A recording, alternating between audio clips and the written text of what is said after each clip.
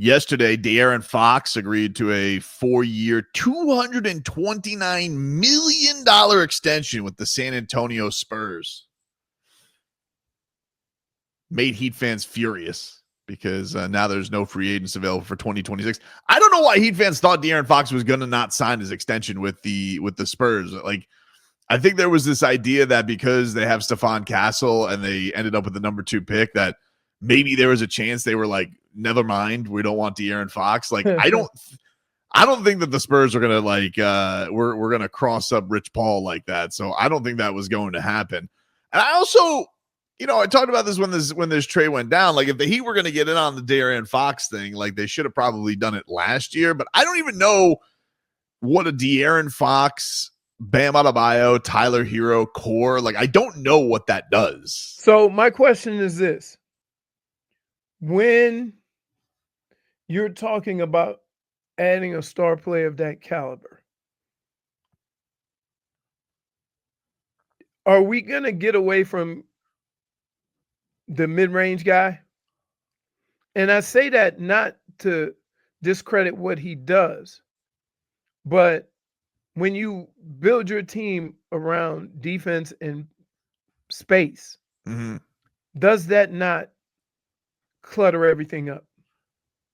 Well, he's had trouble with the Kings with all the other guards that they have brought in, and it didn't work out as smoothly for him. So how would him and Tyler work out? I think it would have been fine. Like, I don't think it's a non-work, but I think that there's a problem in, can you have them as your 3 max guys and be like, hey, this is a contender.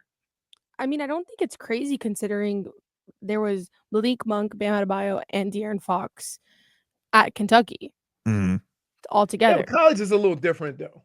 I mean, I get it, but I feel like because college, no matter, keep in mind, Jordan was a star in college, but he wasn't Michael Jordan.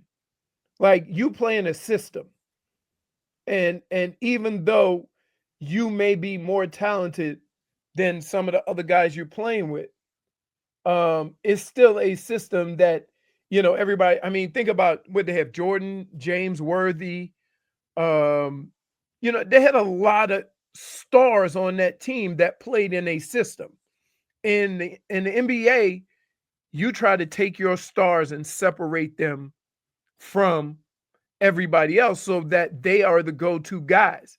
And I don't know if you look around the league, if you can kind of have your go-to guy be a mid-range guy.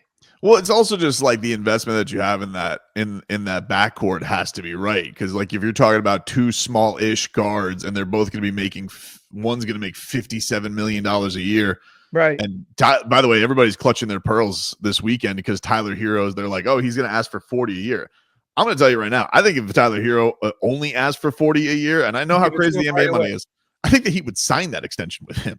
Like, I think people got to get that out of their minds. Like, Tyler Hero is going to ask for $50 million a year, and that's what that's the range that he's going to be in. Right. And that's the question: is like, can you have your 2 backcourt guys be that big? Because I think what the Heat are looking at right now, when we talked about all these Heat builds, the build was Bam, Jimmy, and then what is the backcourt guy that you're going to trust? Because you couldn't trust Tyler because of his health. He was always getting hurt. And that's why they were always looking at these guys. And we were perusing the De'Aaron Foxes, the Damian Lillards, because you needed to have that reliable go-to backcourt scorer. And now it's kind of in the other issue of like, okay, now you need to figure out, it's either going to have to be, either some other unicorn power guy next to Bam or another guy on the wing right now. And that guy just doesn't exist. Like, I don't know who people think that person is. The only supersonic guard that you would put max money into right now and that you're going to probably circle around in this whole whale chasing thing in years is probably going to be Ant-Man. And he's just into an extension where he's got 4 more years. So, yeah, I think the Heat fan does have to get to a little bit of this whole idea that they were selling you 2026. That was literally like, if Luka Dončić and the Lakers botched Luka Dončić, like that's it. Everybody else, like I don't know what people thought that was going to be available, because right now the only guys are Trae Young and forget it. I think there's one other guy, and you're just like, I don't know. I think that's like Yeah, that's a no for me. That's a no for me.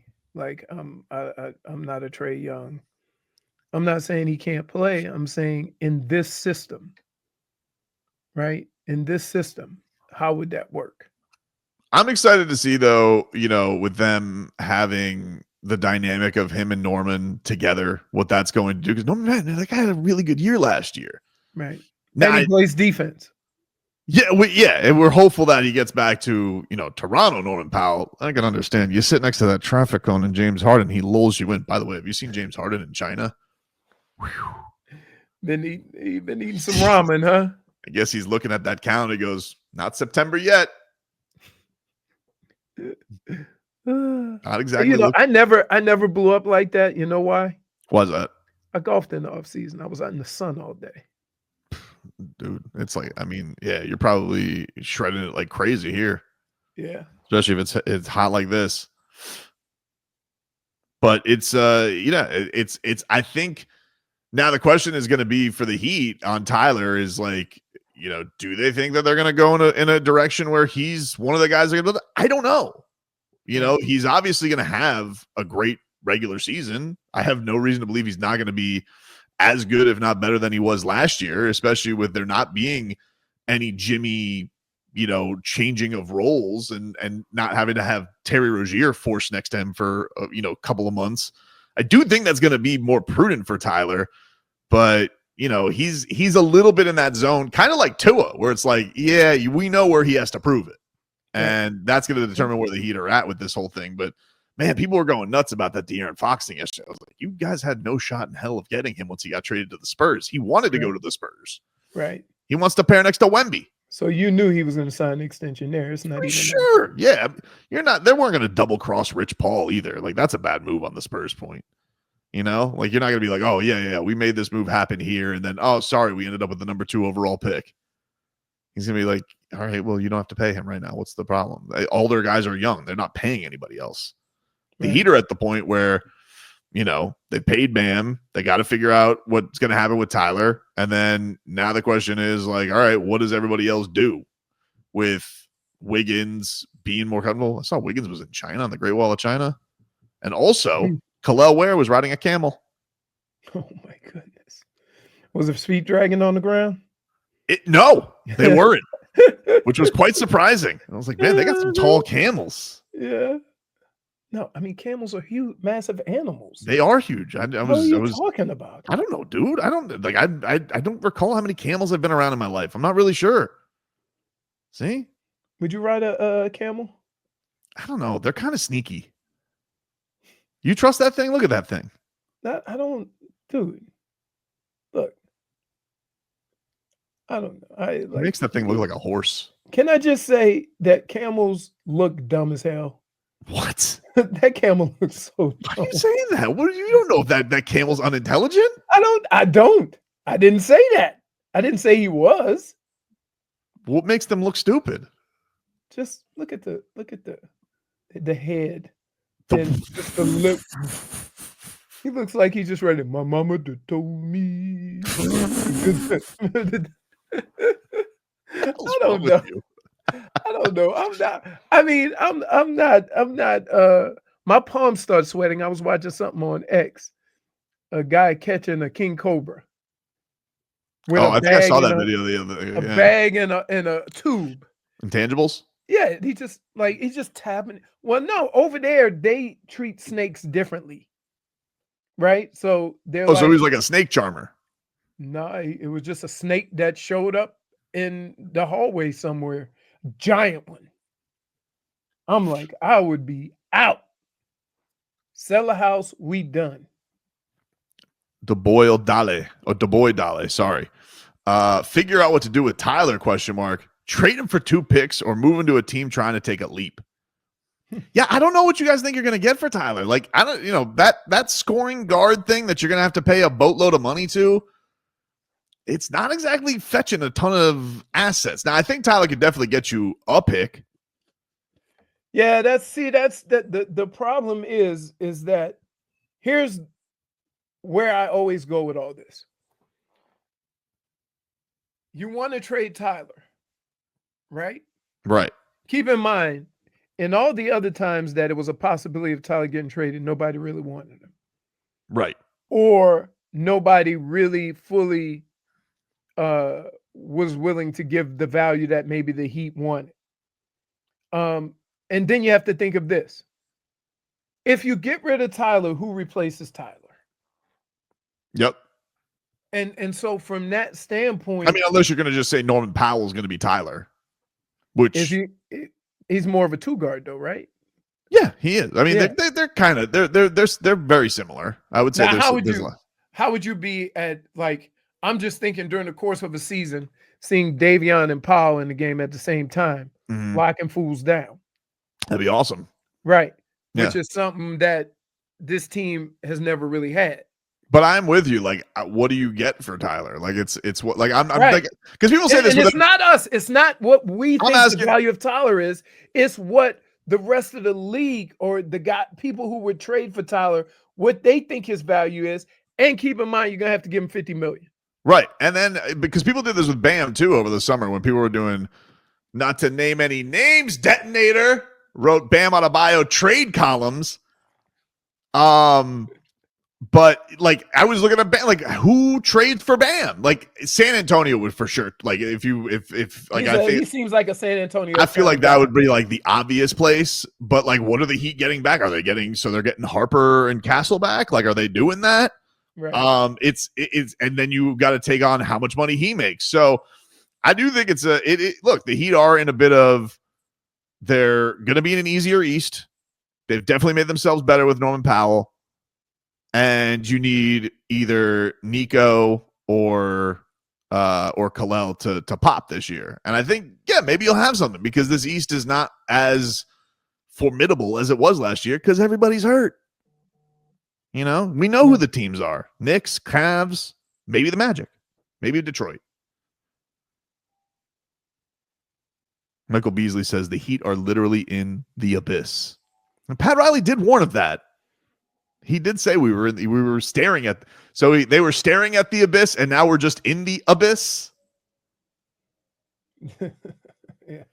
I just like, I would just like 1 year where we're not talking about how many games Heat players missed. For sure. Just 1 year. And then you can have a better assessment of what this team is and can be. The problem is in the last 4 years, have we ever had that?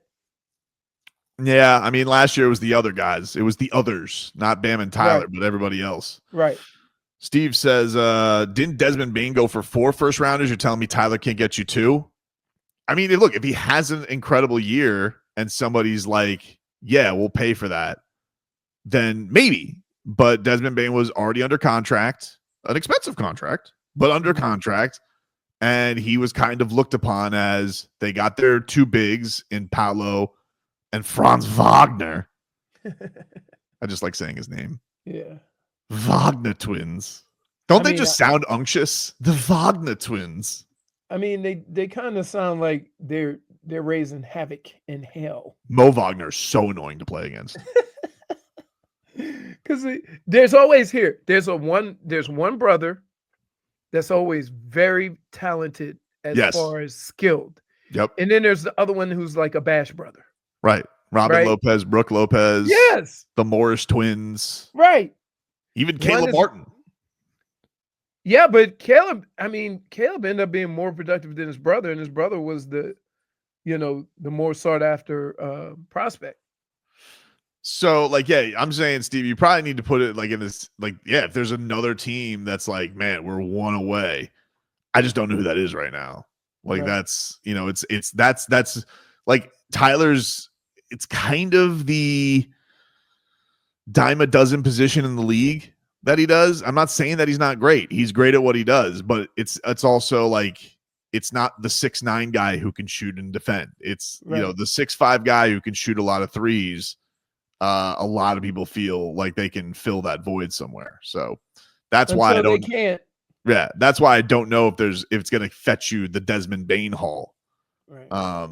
So yeah, I don't like that we're in the abyss. I don't like that. Knock that off, Beasley. I mean, I would say to be fair, I mean, I think Powell and Bane are very compatible as far as what what they do.